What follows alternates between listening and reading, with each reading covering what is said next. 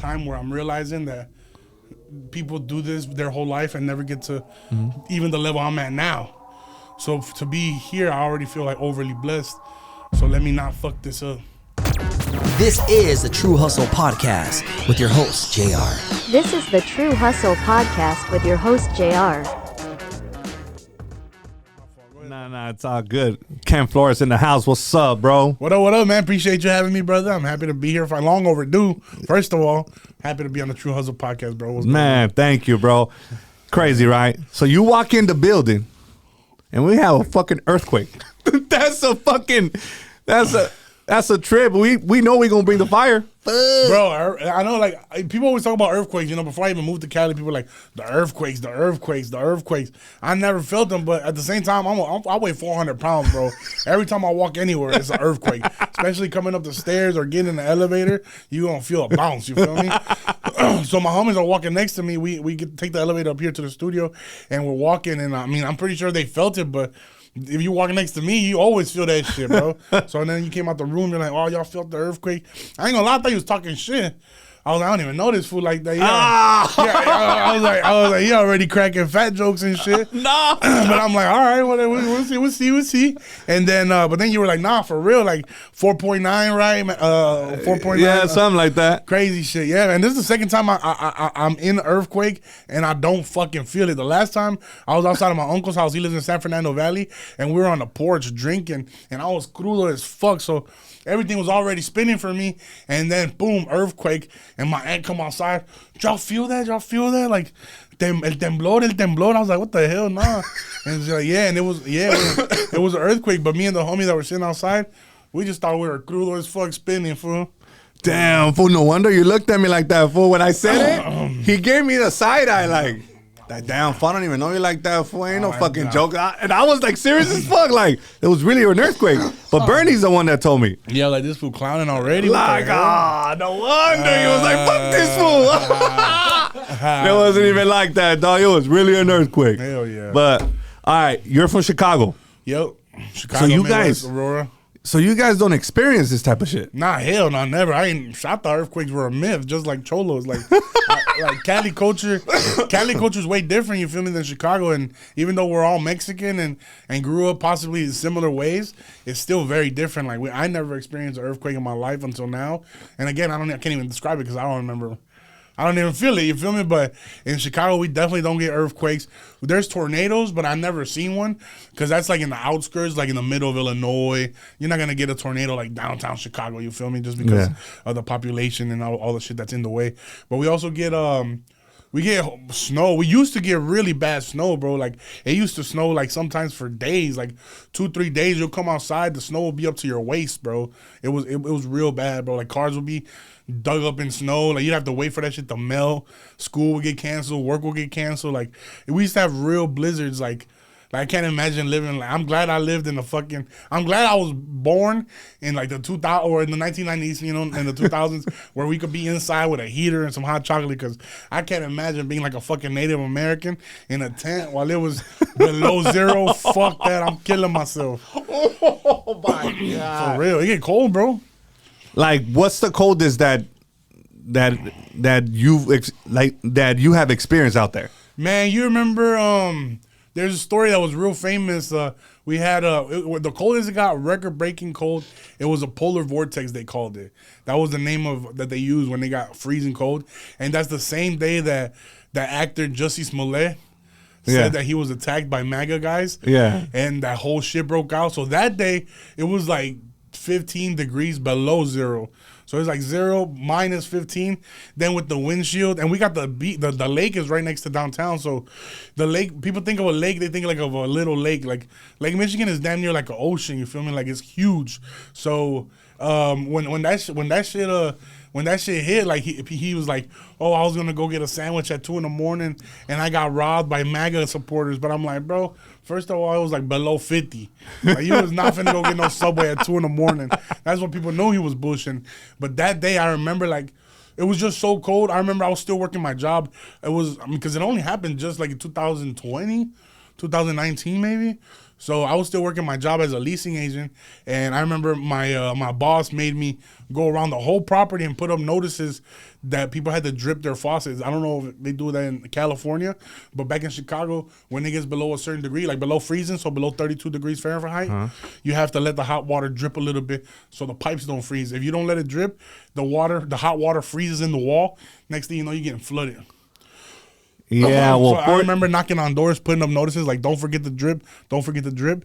And just by the time I got back to my office, like, my hands are like literally cutting, bro. Like, the skin is cutting itself because it literally is frozen. So now it's unfreezing. Like, it was bad, bro. People in Chicago, like, if you don't take care of yourself in the cold, you can get frostbite. You walk outside, like, no socks, trying to put on some shoes real quick and move a car or something. You come back inside, your toes are purple. They getting cut off. What? It's bad. Hell no. I couldn't live in Chicago then. Bro. Yeah, a lot of people move. Dog, like, we don't have to. Yeah, in LA, yeah, we don't deal with, like, the coldest we're gonna see is like what, 40? Like in the Antelope Valley, the coldest was like 37, and I was like freezing, dog. Like, oh fuck, I'm fucking gonna die. Like, this shit is fucking freezing. Imagine below 15. Yeah, I don't know. People don't go outside, bro. Like, I've had people visit, like, from Mexico, or like family from Mexico that come up. They're like, oh, we want to see the snow. We want to see the snow. That shit fun on in movies and shit. Once you get there, you try to pick up a snowball. You'll put that shit down real quick. You realize, oh, it's snow for real. That shit is cold. Yeah, because everybody watches Home Alone. Yeah, and they're like, oh, it's so cute. And you ain't gonna be outside doing snow angels and none of that bullshit, man. You could only be out there, like, I mean, I'm sure there's places that do get comfortably cold, just cold enough to where the snow will sustain and you can go out and have fun, and the next day it probably will melt. But in Chicago, bro, like, hell no, motherfuckers will go from their house, they turn on their car. Remote start is like the biggest asset you can have in Chicago if you have a car. Turn that bitch on, you fucking run outside. You gotta be careful you don't slip on ice, because ice is another. People die slipping on that shit, bust their head open, all that, bro. So you gotta be very careful. But then you get into your car. Every Chicago motherfucker knows, as soon as you get in the car, after running through that cold, the first word you let out is, fuck! That's a real Chicago shit right there. So then how was that transition going from Chicago to LA? I ain't gonna lie, like, I've been lucky and blessed to be on the road most of the year. So it's like I'm not even like just in LA. It's not like I'm doing a whole bunch of LA stuff just because I've been all over the place, you know? So, but I mean, as far as coming to LA, I've been coming out. I just moved out here this year, 2023. In April, I moved out here. But I've been coming out to LA since like 2018. I used to just come out with the homies and just crash at my uncle's pad and just like just do tourist shit, you know. I always loved LA and I always wanted to live here. I just couldn't afford it. I was like, one day I'm gonna do something, I'll be able to afford to be out here. So it was always a dream of mine. So when the transition finally happened, it wasn't more of like a getting used to it. It was more of like finally, you know. But I fuck with it. I love it. That weather, right? Hell, I mean, the weather is cool. Like, I know I'm a big motherfucker, so it's not like I'm a fan of the heat, you feel me? Like, I fucking hate the heat too. I hate the cold, I hate the heat. But I just, you know what I'm saying? Like, having sun more days than not will definitely lighten your mood up. Because sometimes in Chicago, like in the fall, it'll be dark like for like 3 weeks straight. And then you'll realize like your mood just be like shitty. You'll be like depressed and you don't even know why. It's because you're missing that like the vitamin C or the vitamin D from the sun and shit, man. So there's no sun for like a period?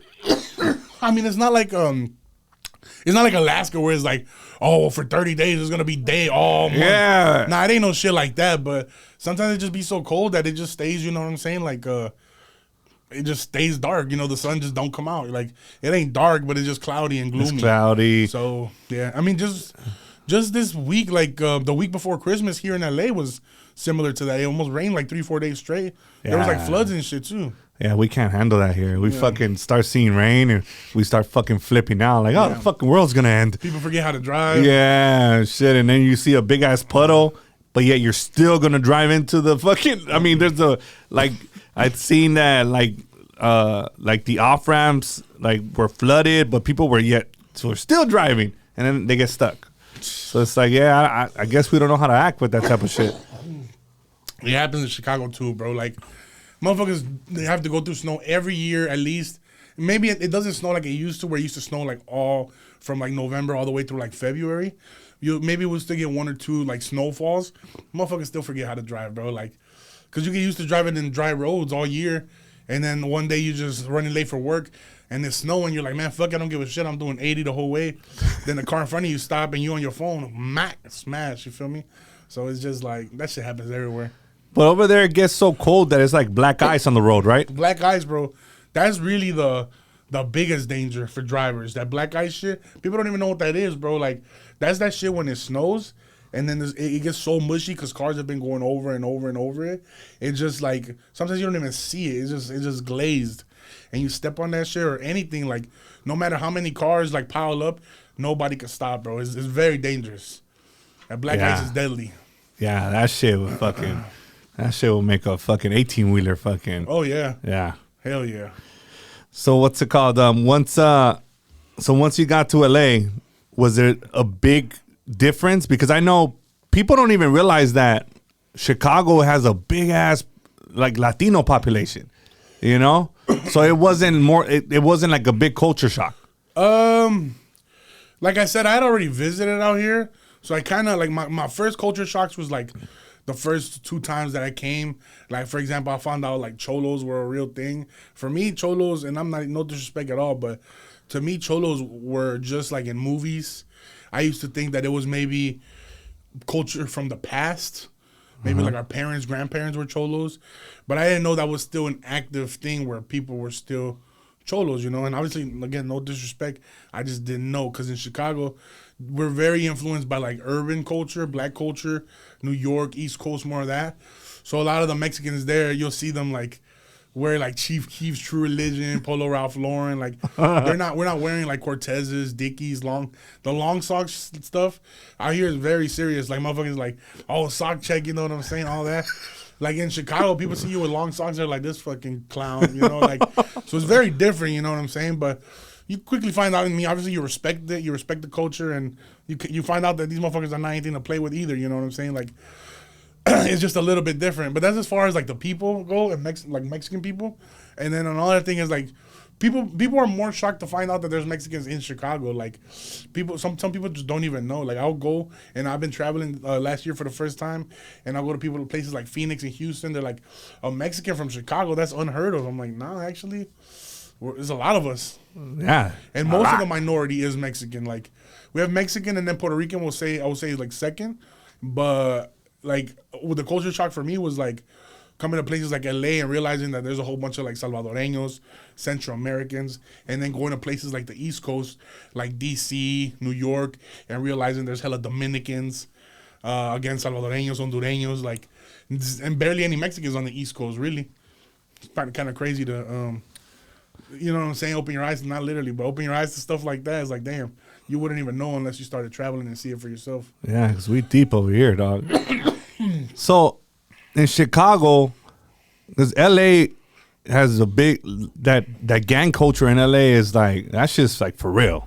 Like every other block could be a different neighborhood. Yeah. It's not like that over there? It's definitely like that over there, but it's more dangerous, I feel like, because, and I don't speak on street shit too much because I'm not in the streets, you know what I'm saying? So I don't want to sound like I'm over here speaking on some shit I'm not even living, you know? But just for reference, in Chicago, it is the same way, but it's a little bit more confusing because the politics are all over the place. Like, there's beefs that be like in the south side of Chicago where there's mostly blacks. Like, the blacks are into it with the blacks, you know? It's not a race thing. It's just a block thing, you know? Like, oh, 5 years ago they killed my cousin, and ever since then we've been going back and forth, back and forth, back and forth. Like, 1 month we killed one of yours, and then, you know, it's really sad to see these people, like, and some of these people are born into this. Yeah. You know, their parents or you know, they don't have money, you know, the government, you know, they live off the government because, you know, maybe they can't work or whatever the situation is, right? They're kind of stuck in that predicament, and then they have no option but to basically be in a war, you know what I'm saying? And the same thing in the north side, like, it's also very active in the north side, you know, the Mexicans against other Mexicans and Puerto Ricans against the Mexicans, and it's really crazy because it's not really like no colors and shit like that. Mm-hmm. At this point, it's just so reckless that you don't even know. And it's more like I feel like in LA still, even though the times are changing, there's still more of a structure. The penitentiary rules still kind of flood the streets. Like there's rules and there's shot callers and there's all kind of stuff like that. I feel like in Chicago is a little bit more of kind of like lawless, you know, but it's definitely active for sure. So how was it for you growing up over there? Like I said, for the first half of my life, I grew up in the North Side, Humboldt Park neighborhood. That's just for reference, that's where like the gang. I'm not sure if you've heard of the Latin Kings. Yeah, they started in that neighborhood. My childhood home when I was a baby, like a toddler, I grew up off of Wabansi and Tallman, and my childhood home where my dad used to rent an apartment in that household. That house is in one of the episodes of Gangland. If you watch the Maniac Land Disciple episode, it's in that episode. You know, there's nothing important happens, but it's just in the background. It's crazy to see, you know. Then we moved to Kimball and Armitage, which was more like the Logan Square area.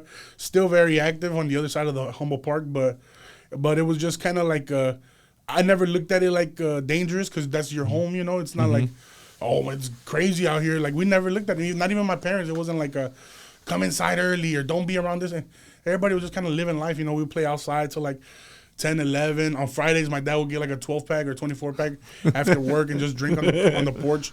So we'll be outside, you know. He'll be eating chips, Lay's con Valentina. I'm right there eating with him. Shit. Just those were the days, you know. And then eventually, as I started growing up, I mean, I was never really like into like gang banging. Like, it's not something that nobody was like forcing me or persuading me to gang bang, but I was definitely hanging around people that I probably shouldn't have. Just like kind of starting to steal shit, starting to pick up bad habits, taking people's bikes, going to the store, taking candy, you know, little shit that could potentially in the future lead to shit that a route you don't want to take, you know. And then eventually my dad was kind of tired of the shit. I was starting to, he kind of seen it, me going towards a different direction. He probably didn't want to see me go. So he finally made the decision, you know what, he's going to move us to the suburbs, the outskirts of Chicago, which is Aurora, Illinois. And I mean, it wasn't anything like a huge difference, but it was just enough. Sometimes all you need to do is reset and restart to kind of get back on track. So that was enough for me to, you know, have to make new friends and it's less active, you feel me? So it's kind of, the chances of you getting in trouble are a lot less. And yeah, man, I feel like I still got a hell of love for Aurora. That's where I always say I'm from Aurora.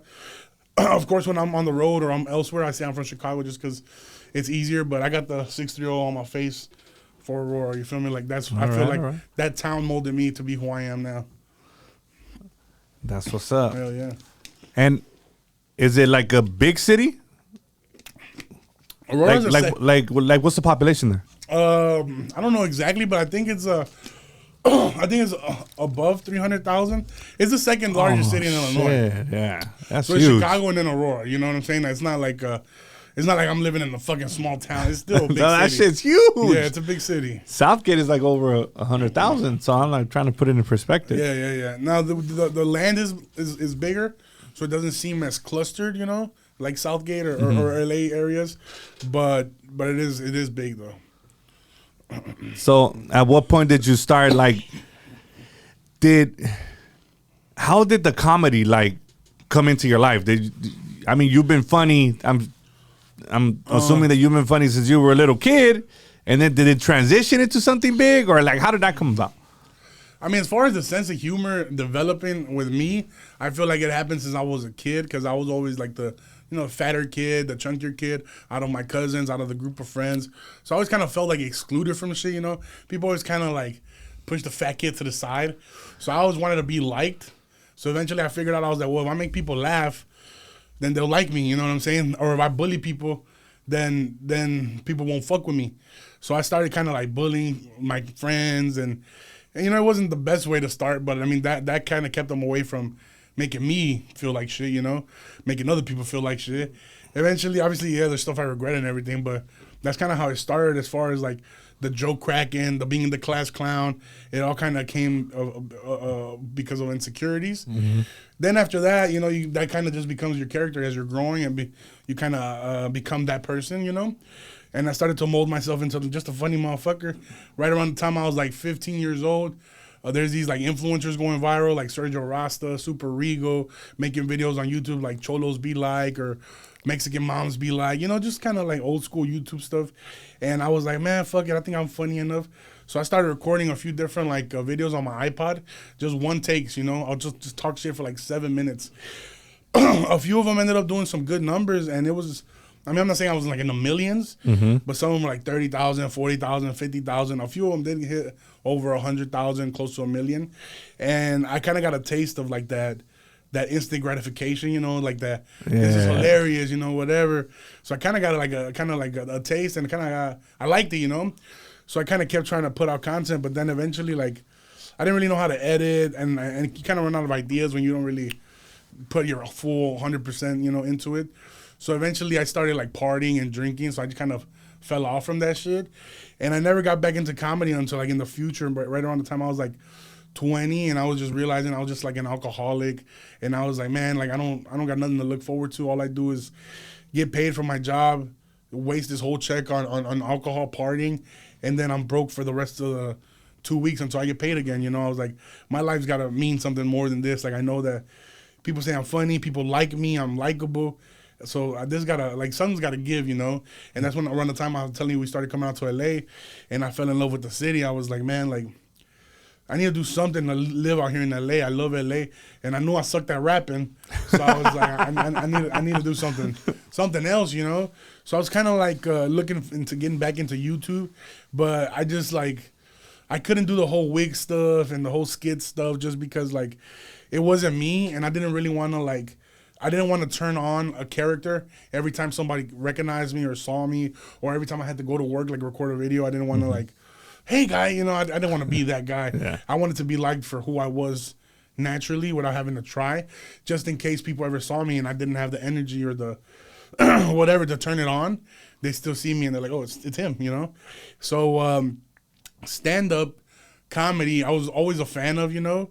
And I was working at a bank, and when I was working at a bank, there was this guy who had opened up a small comedy club in Aurora, and he was like, every time he would come in, we would talk, you know? And he's like, man, you got to come try the open mic, man. Come try the open mic. And I was just like, yeah, one day. So then I went home. I started watching like different Netflix comedy specials, but not the ones that I knew, because I knew the ones that I had seen were good, like Kevin Hart, Cat Williams, you know? So I was like, I need to watch stuff of people that I don't know to see how funny they are and what they did to get on TV or get on Netflix. So I started watching like random ass specials, bro. And I was like, man, these are trash. So I was like, I'm just gonna fucking try this. So I went to the open mic. I didn't sign up, but I went to see. I went 2 different times. It was like 40 different comics each day. And I sat through all of them, and I was like, man, these motherfuckers suck too. Even worse than the ones on TV. So I was like, I could do better. Yeah, you get in your head, your ego. I was like, I can do better than that. So eventually, like the 3rd time I went, I signed up. And I went up, and then you realize, like, oh, I'm not better than them. This shit is way harder than it looks. But I got enough laughs that people, that my brain was like, oh, you're going to be doing this for the rest of your life. You know, like, I kind of got hooked on it. And ever since then, I just never stopped. The first year was hard for me because I got, like, a bad anxiety.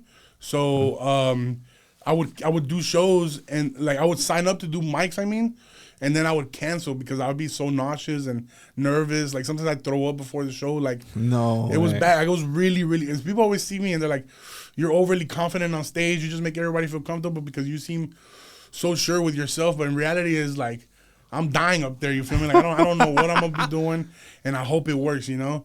So it took me a little bit to finally get like myself to actually go on stage. Whenever I said I was gonna go on stage. And then after that, I just kind of kept doing it until now. But do you think that it's like once you go on stage and you start feeling like, oh shit, or is it before? It's always before. It's always before. See, it's like I mean, unless you start bombing on stage, then it's gonna be right then and there. But for a good comic or somebody who's funny enough, it's always before. It's like, I've never been skydiving. I don't think I ever can, but it's like the same thing. Like, people say the night before you don't sleep. Mm-hmm. On the way there, you're nervous. On the way up on the plane, you're nervous. But once you jump and you're in the air, you realize, like, oh, shit, this is not as bad as I thought. Same thing with stand-up. It's always like, oh, my God, is this joke going to work? Are people going to like me? Am I going to bomb? Am I going to do good? Once you get up there and you get that first pop, the first laugh, it's like, oh, your brain kind of goes on like a autopilot kind of type of deal.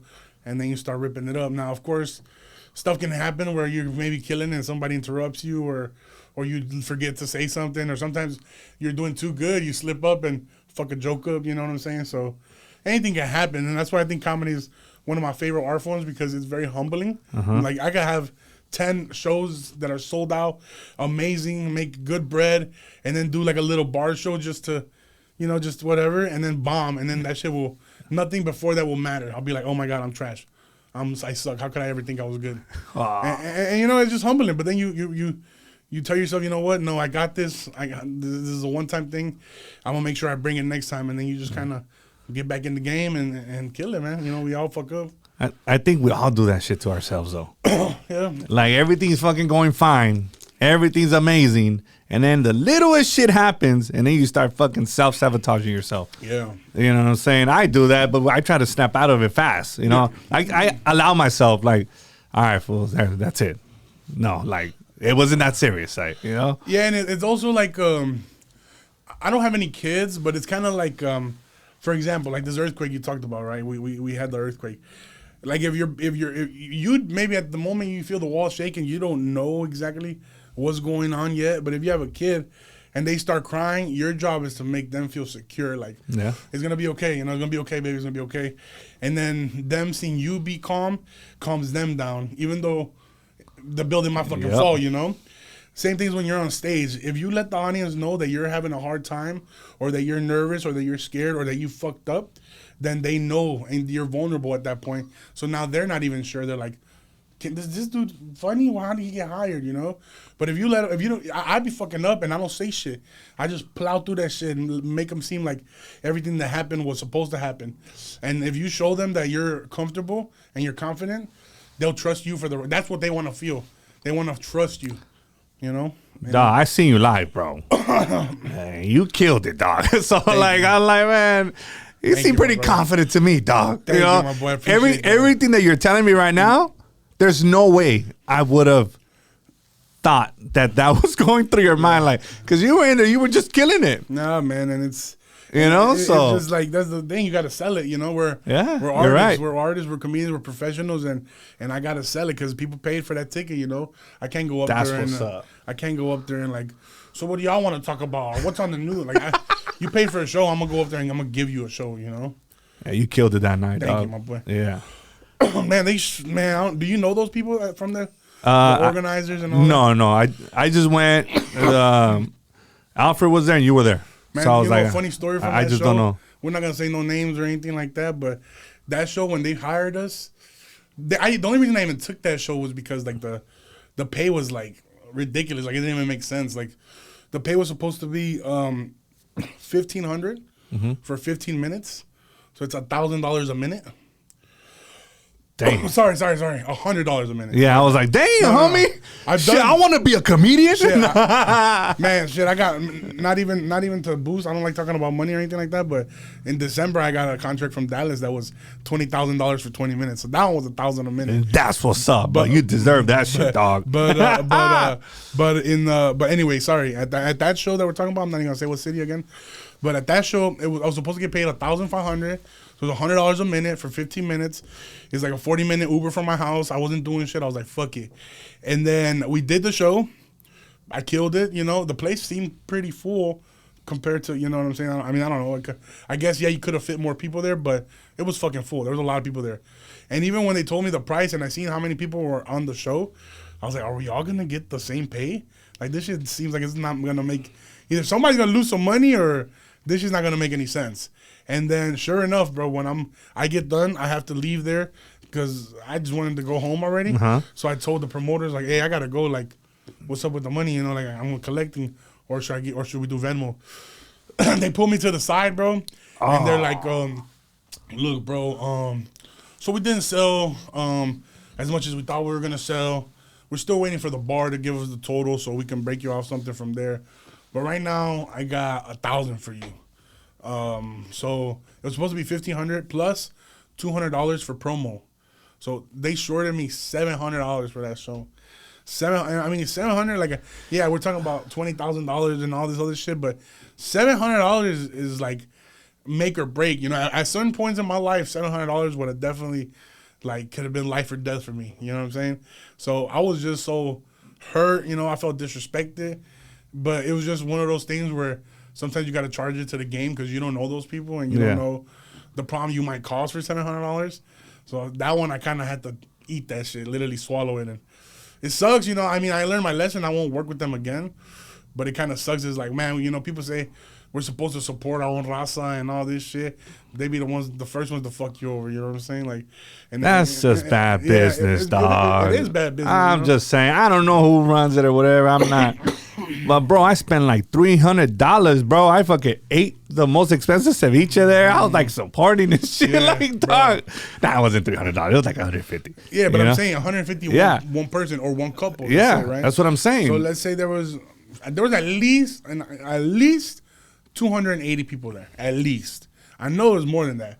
Then they each paid a ticket. Each ticket was like what, $40? Yeah, I paid like 50 or something. Yeah, like $50. Yeah. So even if you broke up ticket sales only, they should have had enough. But you know, greed is a motherfucker. Yeah, I think just in general, that's just bad business. I think if you have to honor what you say. You know, but I don't know. Yeah. I don't know the ins and outs of that business. No, 100%. You gotta fucking honor, like, especially if you say something. You know what I'm saying? Like you like even me, like if I'm taking somebody on the road, I tell my boy like, hey man, you know, let's go to Utah. I'll pay you $500 and I'll pay your flight and hotel, and I pay his flight and I pay his hotel, and we get there, we find out, oh man, we only sold 100 tickets, so your pay's gonna be, you know, whatever, $1,500. So now those $1,500, and I told him I was gonna give him 500 cash. I got to give him the 500. Say his flight was 180 round trip, 200 round trip. That leaves me with 800 out of the 1,000. And then let's say his hotel was another 150. That leaves me with 650. Now those 650, I had to give my flight too. That leaves me with 400.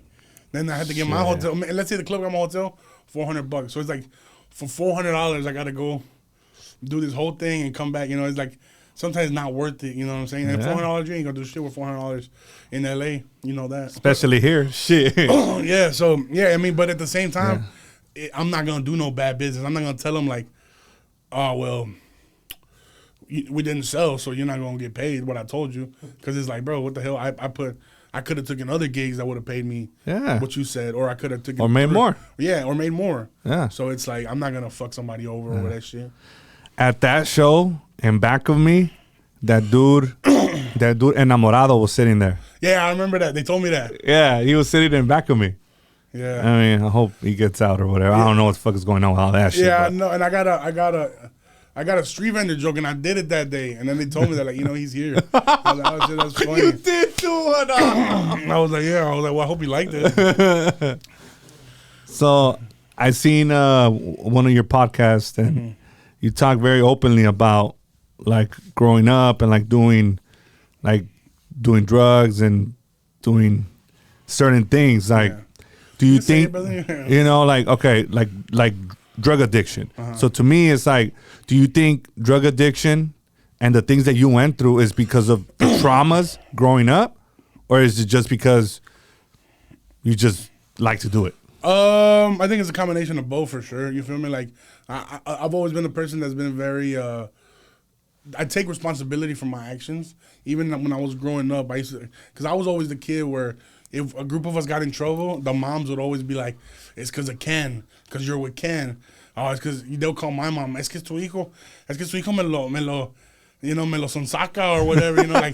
But everybody always blamed me, and I would tell my mom like, this dumbass did it on his own. Like I wasn't even there, you know. But I would hate motherfuckers like that just couldn't take the it's like you getting locked up. Like you've been drug dealer and now you can't take the motherfucking the punishment. Now you gotta start telling on motherfuckers. Oh, you start snitching. So I'm like, start snitching and shit. So I'm like, to me, I looked at it the same way. So I always told my mom, I was like, you know what, mom, like if I ever get in trouble for anything, just know that I made that decision. Unless I tell you otherwise.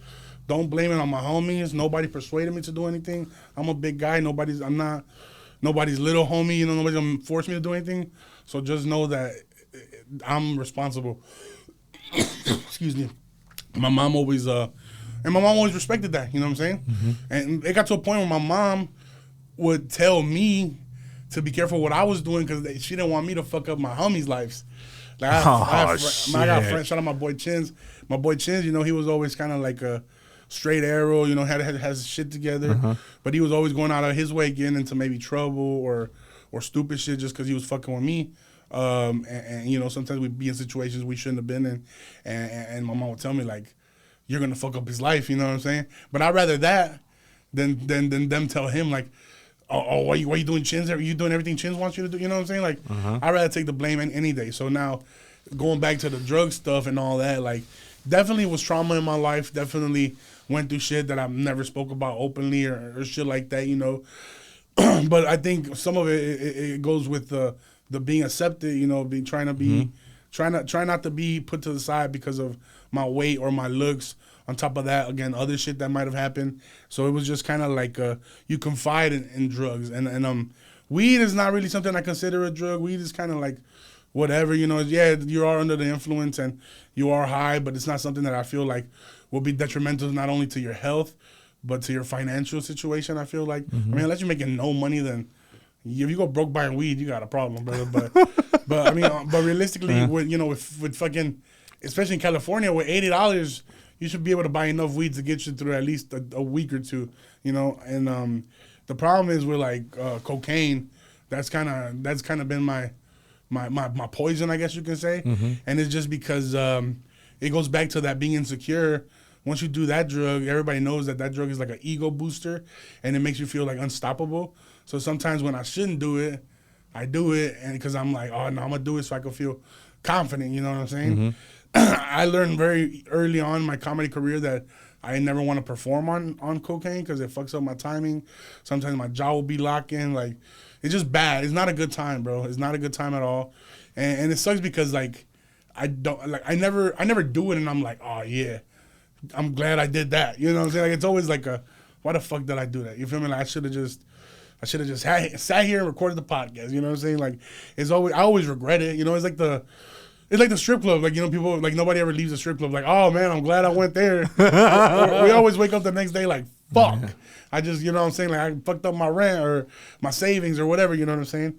So that shit, yeah, it's a mixture of covering emotions, covering demons too. Like, my life right now is moving very fast, you know. Like I said, I've been a drug addict, I've been an alcoholic, and I mean, it sucks to say drug addict because when people think drug addict, they think somebody who's on the street, you know, somebody who's panhandling for money. That doesn't necessarily mean that it's always true. You could be a functioning drug addict. You could be wealthy motherfucker and still have a drug addiction. Yeah, you know absolutely. So I think just depending on it and having to do it, you know, if you're waking up and doing cocaine first thing in the morning, you're an addict. You know what I'm saying? I don't give a shit. I don't give a shit what anybody says. So it kind of becomes a mixture of I want to do it because it makes my ego feel good, and when I do it, I forget about other shit. You know, I feel like other shit that might have happened is just not important, and it sucks because realistically, when I'm sober, I'm a very humble guy. I hate to even say that I'm humble. That's how humble I am. You feel me? Like I don't never walk around. I'm humble. Like, usually if you walk around saying that, you're not humble. But I'm always blessed to be part of any project. You know, people like you that open your doors to me, allow me to come in and express myself. Is always you know, I don't take it for granted at all because you can have anybody else in here, but you chose to wake up early and come and greet me. You got me drinks, my homies drinks. Like, it's a lot, bro. People think it's easy, but it's a lot to set the cameras up. You got your boy working right here. Like, it's not. I don't take it for granted at all. So I'm always very appreciative of the opportunity, you know. But with my life changing so fast, sometimes like a drug will kind of boost me up a little bit because then it's just like, and I am getting money, and I am traveling here, and I do got my own spot, and I did change my life. But realistically, it is not who I am, you know. To me, I feel like I'm blessed. I shouldn't even have got this far with the shit that I've done in my life, and the kind of, you know, maybe I don't know. Maybe sometimes I feel like I don't even deserve this, but the fact of the matter is that it's happening, and I'm gonna accept it. And I just hope that I can enjoy this ride without the substances, just like on a natural vibe, you know. When I found comedy as well, was because I was so lost again, just spending all my money on drugs. And I told myself, I'm going to get into comedy. So that way, instead of when I get off of work, I'm looking for La Peda or where the homies are, or the bar or the hoes, I'm going to just look for open mic and I'm going to go do mics and practice my material. Unfortunately, you come to find out that most comedians and most people in show business, especially Hollywood, everybody dabbles with drugs. It could be your lawyer, agents, managements, like everybody's on that shit. And I'm not saying everybody, like, I know everybody's on it, but I'm saying, like, more often than not, if more often than not, if you walk into a bar in LA and say who's got coke, more people will have it than not. You know what I'm saying? So it became like it's like, damn, I went from not wanting to fuck with that shit back home to now it's in my face. And then on top of that, I got videos that have gone viral about cocaine. A lot of my not all my fan base, but I don't even like to say fans, but like my supporters, a lot of them were generated through like just hood ass clips talking about, you know, drugs and shit like that. So it kind of sucks because then it puts me in a predicament when I go to a city, people are in the audience, saca la bolsita, or we'll do the meet and greet, and I'm shaking people's hands, and now I got 1, 2, 3, 4, 5 Coke sacks in my hand or in my pocket, you know? And it's like, as a smart individual, you should be able to be like, okay, but I'm not going to do it because I don't know this person. I've never been to this city. I'm not going to, fentanyl's going crazy right now. And that's a normal person would think. But an addict, you're like, I got free Coke. It's like a kid on Halloween. You get home with all the candy, put it on your bed, you start picking out your favorites, you feel me? So it does become, it's kind of like you're enslaved to your own vices, you know what I'm saying? And it sucks. And I feel like I've been talking about this on a few different podcasts I've gone to, and it's almost like I'm talking to myself in a way, like, so I can listen back and I can comprehend. Because I say this shit like I know what I'm saying, and I do know what the right thing to do is and when not to do it. But, like, it's like that movie, something I feel like, you ever seen that movie Flight with Denzel Washington? Yeah. Where he was drunk, he crashed the plane, whatever. There's a scene where he's got a hearing the next day. And in the hearing, everything's already set up for him to just be like, I did not drink. And they're going to blame everything on one of the flight attendants that died. And he was going to get let off the hook. Everything was going to be free. All he had to do, not drink that one night. And they put him in his hotel room. They got the security at the door so he doesn't leave. Like, it's fucking locked down. Like, he can't fuck up. And he's about to go to sleep, and he hears, like, a little slam in the wall. And you know how some hotels have that double door? Yeah. So you can share rooms if you got family or whatever. So it seemed like the door from the other side of the room was open, and it was just shutting. So then he opens his side of the room, and it's a passage to the other hotel room. Well, the other hotel room has the mini bar stocked full. And you walk up, and you see him grab the little, it might be a vodka bottle. He opens it, he smells it. And he puts it down, and you see him start to walk away like, nah, like, I'm about to see the end of this shit, you know? And out of nowhere, you just see the fucking hand just swing back and pick it up, and he fucking gets shit-faced. Yep. They end up, they end up having to get him the next day in the morning, fucking have him smoke cocaine so he can wake up. All that shit. Got Band-Aids on his face. Yeah. And then he's sitting in court, and he's like, you know, that come down is so hard because then you realize, like, I'm the problem. And he basically admits to, yeah, I was fucked up on that flight. I fucked up. Even though he did save the plane and no other pilot could have saved it, he still was fucked up. So he ended up going to prison. And I know this story is made up. It's not based on anything real. But just that little scene always kind of gets me because it's like, he's right there, man. Like, he's right there about to beat this whole thing. And it's just that's how strong an addiction can be, you feel me? Like, so, damn, I feel like I'm out here crying and shit, but anyway, you know, like, that's, this is good, bro. Yeah, and it's just like, so yeah, I mean, I know that was a long answer for the question you asked, but it's a mixture of both trauma and just, you know, being lost in the substance, you feel me? And you gotta have willpower. Nobody's ever gonna make you quit. Nobody. You could lose family. I was in the hospital twice this year for the same shit. And I don't feel the best right now. Maybe you saw me as I walked in. I'm breathing a little heavier. My lungs are kind of fucked up right now because I've been going so hard. And I've been trying to chill right now that I'm on Christmas break. So I'm trying to recuperate and get my stamina back. And I've always been a big guy, but there's certain things that are normal and not normal. Like when you can't get out of the car and walk into the building you're 8 feet from, there's a problem. You know what I'm saying? So it's happened to me earlier in the year, and I kind of know where if I don't get my shit together, we're going to lead back into that direction where I might end up in the hospital. So I'm trying again, talking to myself in a way in these little podcasts and trying to talk myself into fixing my shit, you feel me? But again, it's very hard when you're playing in Hollywood, you know, it's Hollywood, bro. You're like, it's Hollywood, you know, it's the devil. Yeah. Not literally, but. What do you think it's going to take Like, something drastic has to happen for you to be like, you know what? Fuck this shit. Like, do you think it has to be? Because I know it's difficult. You know. I mean, I hope it's right now in my life. This year, I started, and again, I don't like to talk about money, but I made the most money I've ever made in my life, and it's not anything drastic or crazy. But I'm talking about I came from a job where I was making $28,000 a year. You feel me? I made $30,000 in December this past year. So it's like a change like that. There's also like this Drake lyric. I hate that I have to reference shit, but there's a Drake lyric where he's like, I drinking every night because I drink to my accomplishments. It's like I was living a life where it was kind of like at the beginning of the year, it was a race of like of the beginning of 2023. It was a race against like either I'm gonna die or I'm gonna make it. There's no in between. I'm not gonna live a normal life. As my health started to kind of get worse, my career started to get better.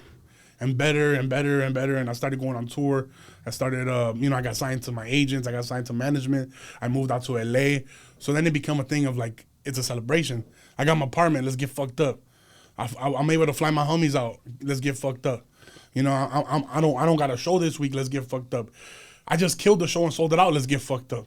Like everything is a reason to get fucked up, you know? Yes. I ended up I was out of breath. I lost my voice back in April. I thought it was a strep throat, and I still performed.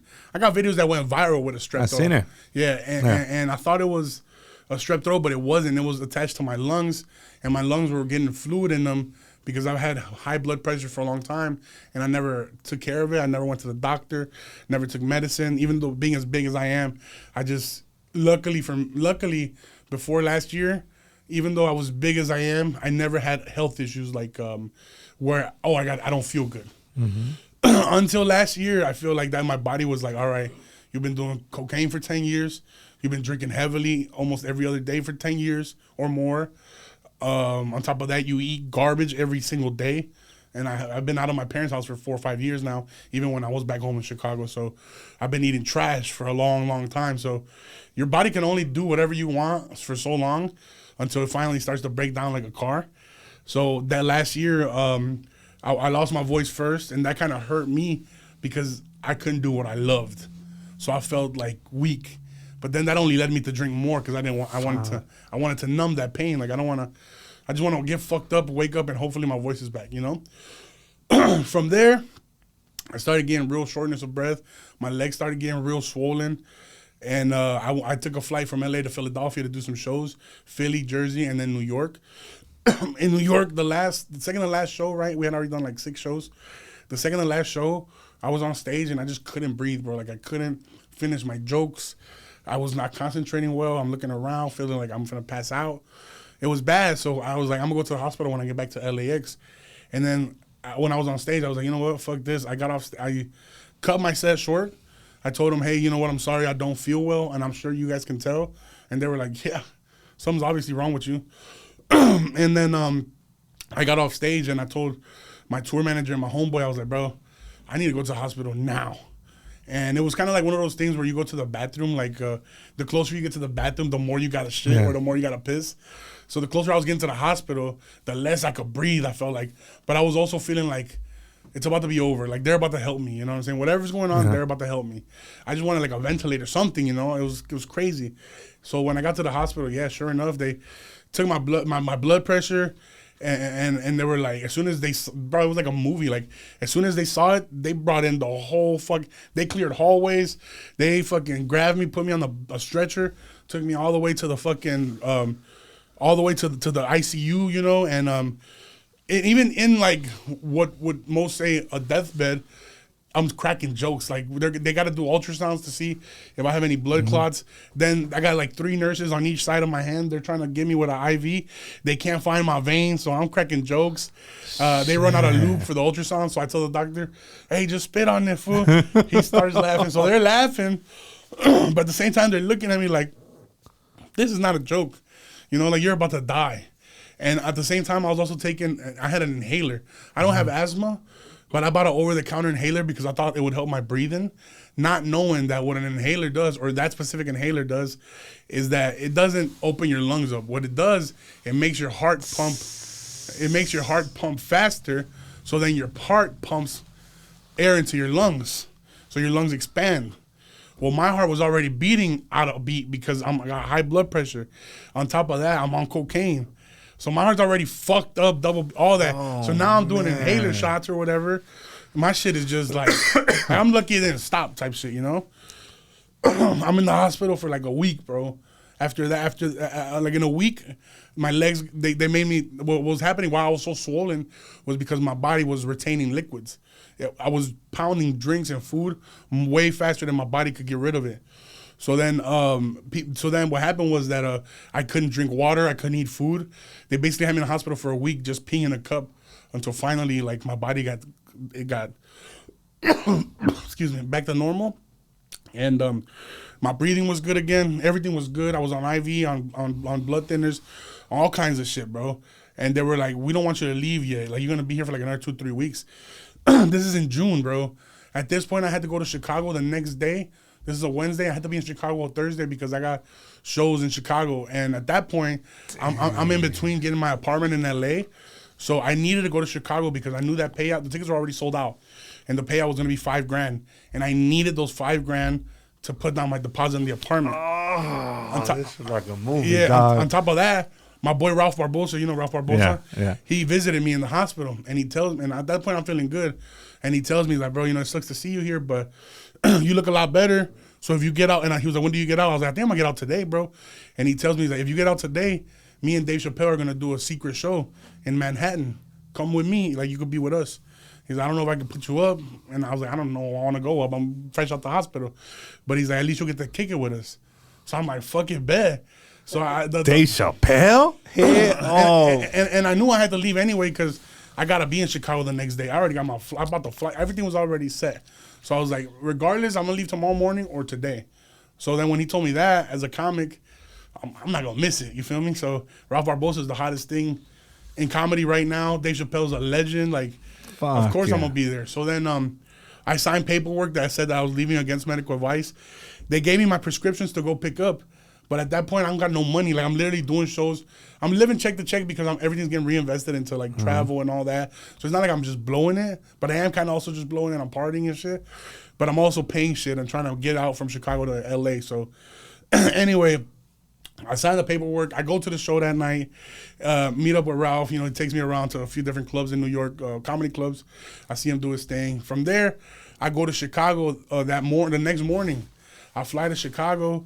And when I get to I never went to pick up my medicine. That's what I meant to say about the money. I didn't have the money to pick up my meds, and I didn't have insurance at the time.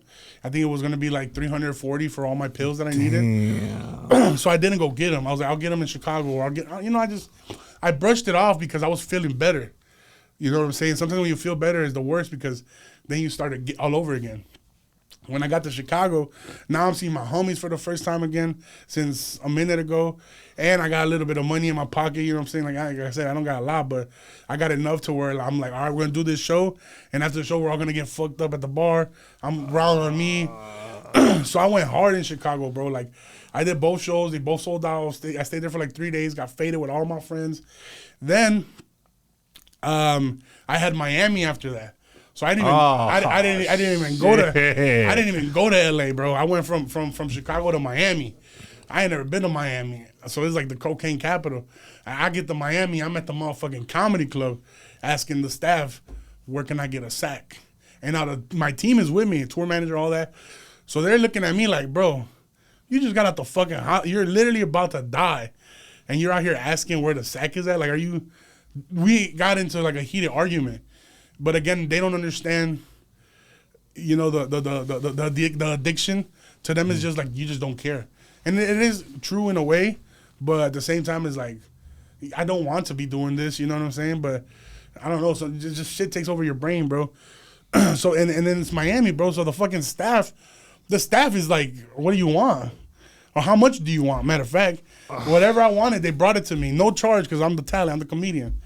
So they just put it in front of me. We end up going to, we did 5 shows in Miami, me and my boy Renee Vaca. from there, and shout out to them because they were on my ass. They were like, they would hide it from me. They would like try everything, but an addict's gonna find a way, you know. Then they end up going to, we end up getting invited to Tootsie's. Tootsie's is a very famous strip club in Miami where Drake made it famous for saying this lyric in one of his songs where he's like at Tootsie's getting back rubs or some shit. Yeah. So we went with some jewelers that, you know, they always spend money in there. So when we got there, we went, they have you going through a Costco. Like if you're a celebrity or anybody with high status that you don't want people to see you getting there or leaving or even that you were there at all, you go into this Costco, bro, like a loading dock. It's literally a Costco. Like you walk in and you see the pallets. The store, it's closed, but you're in a Costco. Then there's a secret door through the Costco that takes you to the second floor where you can see the whole strip club, but nobody can see you. And upstairs, they send the dancers that you want. We can smoke whatever we want, do any drugs that we want. It was Miami, bro. We overdid it in Miami. I got to the point I got so fucked up in Miami. I was so yacked out. I'm walking around the strip club doing laps, sweating. Just like, you know what I'm saying? Oh, shit. I get back to L.A., so now I'm fresh off the hospital. Bender in Chicago, Bender in Miami. I get back to LA. In LA, I'm feeling like I'm feeling right now. Like I'm fatigued. I'm out of breath. I haven't really slept well. My legs are swollen again, and I'm like, man, like maybe if I just chill, it'll go away. And I didn't eat the whole week. I didn't drink the whole week. Nothing, not water, not nothing, bro. I'm just chilling. At that time, I'm renting a room from my uncle, and my uncle's like, he doesn't believe in AC. So now I'm just sweating my ass off in this fucking house. And my uncle, he's a big drinker too. So my uncle is like, he comes in the room, he's offering me beer. I'm just trying to, like, my hardest to fight, you know, against this, like, you know, this temptations. Yeah. But I was so fucked up that I was fighting him. But then something happened. Like, I think I hung out with somebody, and I ended up with an 8-ball in my pocket, bro. So I got this 8-ball, and I'm contemplating on, like, do I do it? Should I do some of it? Yes, no. And then eventually it's Friday night. I got back to LA from Miami like on Monday. That whole week I didn't do shit or didn't drink. But then that Friday, my cousins wanted to hang out. So we're hanging out on the front porch, chilling. They're drinking, but I don't want to drink too much beer because I don't want to have that much liquid in me. Mm-hmm. So instead I'm like, I'm going to just do shots. So I'm doing shots, which is way worse because, like, your kidneys already fucked up. Then I start doing bumps. Then I start coughing, bro. I'm coughing up blood. So I'm coughing up blood, and I'm feeling bogus. Everybody's looking at me like, you need to go to the hospital, you need help. Like, and I'm just like, nah, I'm good. Y'all tripping, I'm good. Y'all tripping, I'm good. But they're also, you know, getting it in, drinking. Yeah. So they're like, all right, whatever. So they kind of keep partying. It gets to a point where every time I breathe in, I feel like somebody's splitting, like, my spine open in the back. It's just hurting, bro. Hurting. I got a fever like crazy. So I'm like, you know what? Fuck this shit. I get an Uber to the hospital right there in San Fernando Valley. As soon as I get to the hospital, they made me wait like 2 hours in a waiting room. So I'm already feeling horrible, but whatever. I'm there. So I feel a little bit better. I was like, if I pass out, at least I'll be here. Yeah. Finally, they call me. When they call me, they check my pressure. You know, it's not as dramatic as the first time when I was in New York, but they kind of, as soon as they check my pressure, they're like, all right, you need to come to the back. So they take me to the back. They sit me down. The doctor comes in, and I tell him everything. I'm real honest with him. You know, I'm like, yeah, man, I was in Chicago. You know, I was in New York. Didn't take my meds. Left early. Went to Chicago, partied it up. Went to Miami, partied it up. He's like, have you drink or done cocaine since you've gotten to LA this week? That's when I started lying. I was like, nah. He's like, no. He's like, well, I just got your blood work back, and you still have cocaine in your system. In my head, I'm just like, nigga, I just hit a bump back home. And he's looking at me. I was like, nah, I didn't do no coke. And he looks at me, and he literally looks at me and points at my nose. He's like, I can see the rocks in your nose still. Like, I see the cocaine in your nose. Like, why are you lying to me? So then he gets upset, and he's like, look, man, you're 27 years old. That's how I'm 27 years old. He's like, you're 27 years old. Your body is fucked up right now, like fucked up. He's like, but you can fix it. You're young, you can fix it. He's like, but I got patients that are 80, over 80, and your heart's performing at a fraction of what their heart is performing at 27, fraction of their age. So he's like, we're going to fix you today. We're going to fix you, you know, these next few days here. But whether you want to live or not is up to you. You know what I'm saying? So I was able, once I left there, I got my medicine. I slowed down on the partying. I was living good. You know, it took me a little while to get to this point right now where I'm at. I'm not even half as bad as I was when I went to the hospital, but I am starting to feel like I don't like how I'm feeling. So I'm backtracking. I'm chilling. I'm trying to, you know, as much as I can. And then shit, you know, and I say all that to say this, like, I was literally in the hospital where they wouldn't let me go to the bathroom because they were afraid that a blood clot could move and kill me on the spot. So I'm literally like, you could die any moment type shit, you know? And not even that would stop me from going back into my vices once I was able to leave the hospital. And we're talking about like could have died, you feel me? Like I'm on a ventilator, I got all kinds of wires on me. So when you ask me what is it gonna take for you to straighten up, I don't know, bro. Like I damn near saw the light, you feel me? And that wasn't enough to sometimes straighten me out, you know? And again, it comes down to, again, like, you gotta want it. I feel like I'm at a point in my life right now where I have now acknowledged that I have a problem. I'm not afraid to speak on having the problem. I also acknowledge that I want to make the change. So I think the first, because for a long time I was like, I'm not addicted. I'm only doing it on weekends, you know. And that's the así te la llevas, you know, the whole time, until you finally have to realize like, oh, you can't have a sip of beer without mixing it with other stuff. You got a problem. And right now I can admit that I have a problem. And yeah, like I want to chill out, right? So right now where I'm at with everything in my life, I started dating this girl from Texas, Austin. And she came into my life and kind of just I'm gonna say she strained me out, but you know, now I do spots in Hollywood. Like if I'm working material out, you know, most people go to the Improv, the Laugh Factory, the Comedy Store, do their 15-minute spot. I used to go do those spots, and then if I had a good set, I'll be like, oh, I got a peda, you know, I gotta get fucked up. I just killed it. I killed it, and Tony Rock saw me, or Bobby Lee saw me kill it. They said good job, like. I'm amongst the greats, so I got to get fucked up, you know? And I'm watching them, and they're drinking hot tea at the comedy club. And I'm like, that's lame as fuck. But then you realize, like, oh, they want this for a long time, longevity. They have to drink tea to take care of their voice. If they partied every night since they were my age until now, they wouldn't be here. Because there was people that do that, and they're not here. Chris Farley, you know, Ralphie May. Yeah. The big motherfuckers, you know? So Patrice O'Neal. So now what makes me happy is that I don't crave the need to go out and get fucked up anymore. Now I go home to her. She moved in with me. And I feel like I'm such a people pleaser that I want to please her.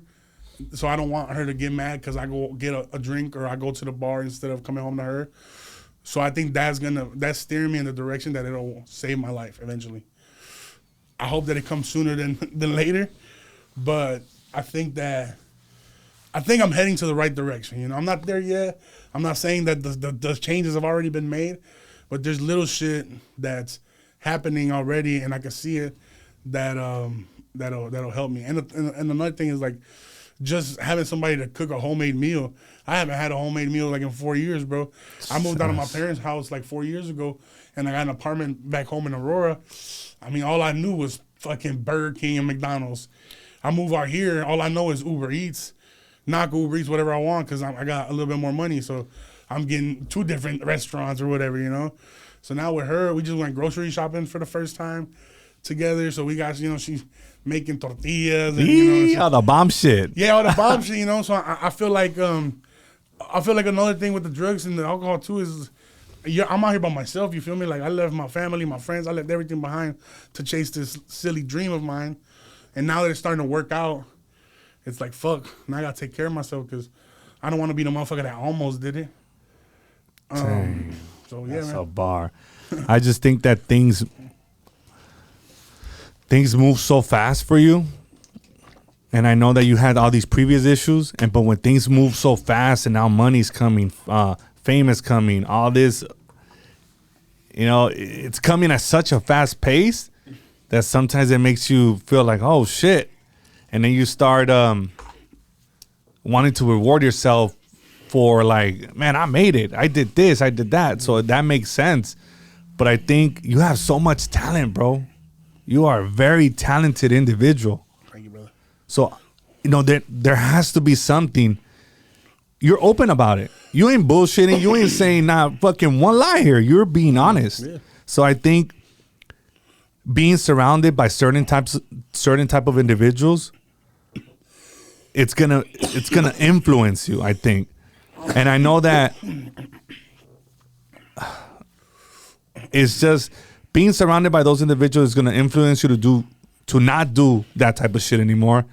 And I think you need to identify, like, damn, like, there has to be something, some type of help that could allow you to be like, man, fuck this. I don't want to do this shit no more. Yeah. Yeah, I mean, definitely, for sure. I feel like I'm at that point now, I just got to make the change. I just gotta commit, you know what I'm saying? I have a big issue with committing. Nothing I've ever done, I've quit everything in my life. I lost a lot of weight for some time. I gained it all back. I didn't give a shit. I was like, I knew I could do it, and I did it, and then I was like, all right, I'm done. Got fat as fuck again. I never took anybody serious as far as a relationship because I was like, I'm young. I'm young and I'm popping, so now I'm trying to come out here and see the hoes and all this, woo, woo, woo. But little by little, you just start getting lonelier and the road gets real lonely, bro. Like, you could do a sold-out show, 350 people, 400 people, and be back in your hotel room, whether you're drunk or not, by yourself, and you're just like, what the fuck does this shit matter for, you feel me? So now with somebody there, me allowing myself to be a little bit more vulnerable, and allowing this person to come in my life, and I mean, it's not easy. I know I'm not an easy person to put up with. She gets frustrated with me. I get frustrated with myself. Sometimes I'm just doing basic shit in my house, and I'm out of breath, or I'm fucking shit, even fucking, to be honest, having sex. You feel me? Like, fucking, you just, I can't say I got the same stamina as you or as a regular sized person, you feel me? Or a person who doesn't have health issues because of alcohol and drugs, So yeah, it sucks, you feel me? I get frustrated with not nobody else but myself. Mm-hmm. But I also don't want to beat myself up over that shit, And yeah, man, I just think I'm there, Like, I think I'm twiddling back and forth from like the bullshit and the not bullshit. You know what I'm saying? Mm-hmm. The holidays were a little bit rough for me just because I stayed here. I didn't go home. You know what I'm saying? And another thing is, like, I didn't want to go home because the holidays, I feel like, are not that important when I was at home either. You know what I'm saying? So mm-hmm. It was like, so it kind of just becomes like a very cold time of year for a lot of people. You feel me? And especially here in LA. Because I have a friend who, I'm not gonna name drop, but he couldn't go back home for visa issues. So he spent like $12,000 on visas and all kinds of shit. And then they told him, you could be here, you could live here, you could work, but you can't leave until we figure out what's going on. So now he hadn't seen his family like in 8 years. Thought this was gonna be the year. It wasn't. So now me and him are getting fucked up in his apartment, just like, well, fuck the bullshit, like we had already kind of made up our mind that this life we're living as a comedian, entertainment, and you hear it a lot of times too from people that have made it, or people that kill, Robin Williams, people who seem like they have it all and they don't. It's a very lonely life, you feel me? And then I kind of started to look at it like it can be lonely, mm-hmm. but if you are willing to open up and try to build something with somebody, and at the same time give it 100%, because you can also pretend like, oh yeah, I got a girl at home because I don't want to be lonely, but if I'm on the road cheating, like there's no fulfillment in your heart, you feel me? Like that love is not really there, and I feel like at that point you're just wasting each other's time. With me is like, I'm trying to like not only be loyal but be fully committed, and not because, and I don't want people to think, oh, he's a bitch, he's scared of the hoe. No, it ain't that. It's just like, I want to be happy for once in my life, you feel me? Like, and again, you sometimes you think like, I'm broke, but once I'm getting money, I'm gonna be good. And then you get money and it's just like, I'm not good, you feel me? Like, I'm solo, I'm by myself. So then this specific person, like, just the fact that she makes me want to come home after killer set and no alcohol in my body, it just, again, I feel like it's the first step towards the right direction, and I'm not gonna fuck it up because I know if I fuck it up, I'll just fuck myself up in the end. You know what I'm saying? But shit, I think that's I don't want people to watch this shit and feel bad for me or anything like that. I'm just being 100% real, because I feel like when I got signed to my agency and my management, they sat me down and they're like, you know what, we like you because we feel like Hollywood has been, it's been fake for a long time. Like, people get the Disney checks, get the Nickelodeon. You can't do shit. You can't curse. You can't talk about no drug use. You can't talk about real problems. Everything's a fairy tale. Everything's happy all the time, all that. And now with shit like COVID, with how fast we digest information, like you could pull up videos from the war in Ukraine and watch a fucking fighter jet bomb a city. You could watch people die on your phone, literally. We are kind of like numb to a lot of the shit, a lot of the fake shit. So nobody, even movies, like you put on a movie, you're just like, there's more interesting shit happening in this world right now than to watch this goofy ass movie because this shit is fake. And I feel like with my agents, what they told me, they're like, you're real, like you're raw. Like nobody wants to seem vulnerable. Nobody wants to come on. People come on podcasts to yeah, I'm doing it. I'm getting money. I'm getting bitches. I'm about to film this special. I'm in here telling like the other side of shit. You feel me? Like people, because that's what Instagram is. You see nobody gonna post their L's. I didn't post when I was in the hospital, but I'm posting a sold out show, posting a clip, going viral, all that. But at the same time, there's another side to this shit. So I'm trying to say that side to the public. So if anybody does feel like trapped in their own head or maybe feels like they're too lost that they can't chase their dreams, I want to be that example that like, hey, look, like it happened for me.